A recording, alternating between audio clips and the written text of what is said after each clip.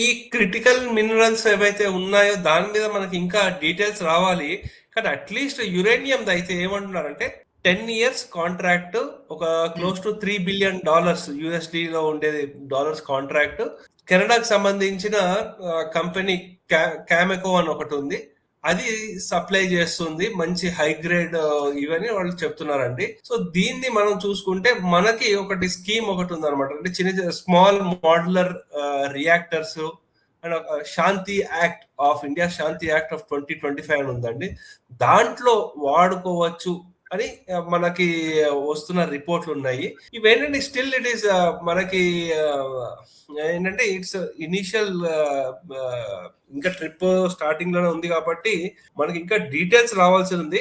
కానీ కెనడా వాళ్ళు world's leading uranium supplier అండి. 13% ఆఫ్ వరల్డ్ సప్లై కెనడా నుంచే అవుతుంది. సో ఒక విధంగా మనం కూడా న్యూక్లియర్ సప్లైస్ కి రష్యా మీద మొత్తం డిపెండెంట్ కాకుండా కొంచెం డైవర్సిఫై చేసుకోవడానికి మనకు కూడా ఉపయోగపడుతుందండి.